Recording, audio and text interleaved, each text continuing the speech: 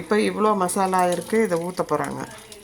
ஊற்றியாச்சு. இவ்வளோ நேரம் கிட்டத்தட்ட 10 நிமிஷம் வதக்கியிருக்கோம் மட்டனை. ஏன்னா அப்போ தான் உருண்டு வரும், மட்டன் கடைசி வரையிலும் கரையாது, நல்லா சாஃப்டாக இருக்கும். இப்போ இதை ஊற்றியாச்சு. இனி அலசி அந்த தண்ணியை ஊற்றுவாங்க கொஞ்சமாக. ஊற்றிட்டு 10 விசிலுக்கு 12 விசிலுக்கு விடணும். இன்னும் கொஞ்சம் தண்ணி ஊற்றுங்க.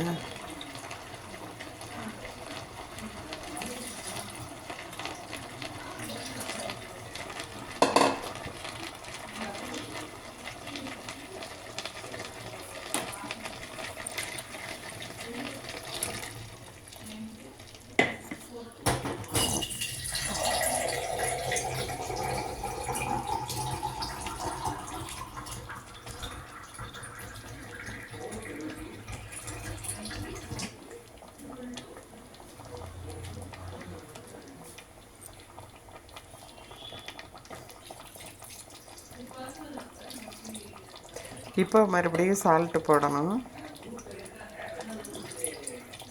அதுக்கு தேவையான அளவுக்கு 1 கிலோ மட்டனுக்கு எவ்வளோ தேவையோ அவ்வளோ போடணும். போட்டுட்டு இந்த தண்ணியும் ஊற்றிட்டா அப்புறம் க்ளோஸ் பண்ணி 10 விசில். அதுக்கப்புறம் இறக்குன பிறகு கொத்தமல்லி தழை பொடியாக நறுக்கி போடணும். அவ்வளோதான், வேறு எதுவுமே தேவையில்லை. ஒரே குழம்பு தான். ஒரு டைமாக தாளிச்சு விட்றோம். வெங்காயம் போட்டு தாளித்து அது மாதிரிலாம் இல்லை. வெங்காயத்தை அரைச்சி விட்டுறோம். குழம்பு நிறைய வரும், நல்ல டேஸ்ட்டாக இருக்கும். நெக்ஸ்ட் டே வரையிலும் ஒன்றும் ஆகாது, அப்படியே இருக்கும்.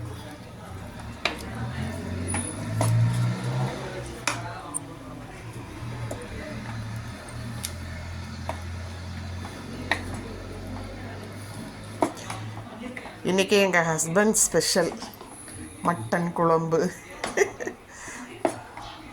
நான் பண்ணலை, அவங்களே தான் எல்லாமே பண்ணுறாங்க. நமக்கு சண்டே லீவ். கிச்சனுக்கு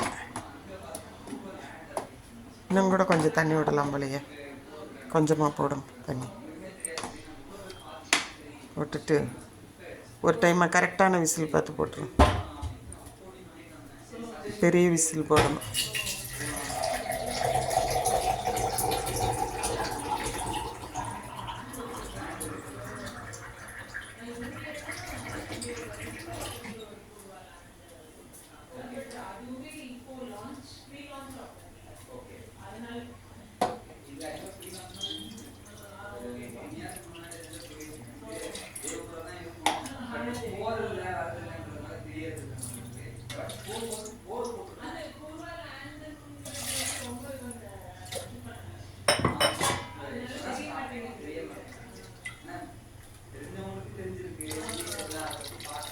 ஓகே, தண்ணி ஊற்றியாச்சு. உப்பு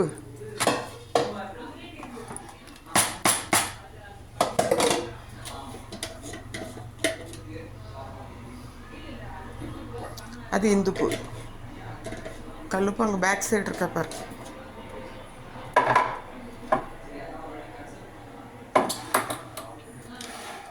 இல்லைன்னா இங்கே இருக்கும்.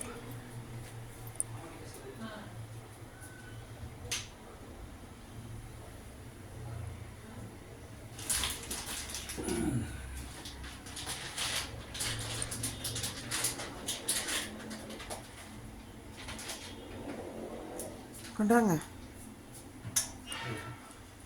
இந்த பிளேட்டில் கொட்டுங்க.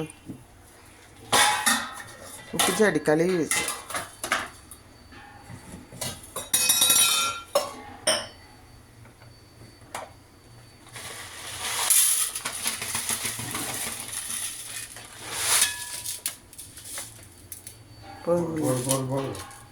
முதல்ல ஒன்றும் போடலைல.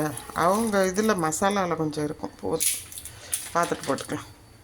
ஓகே, மட்டன் குழம்பு நீ மூடியை போட்டு 10 விசில் கூட போகிறோம்.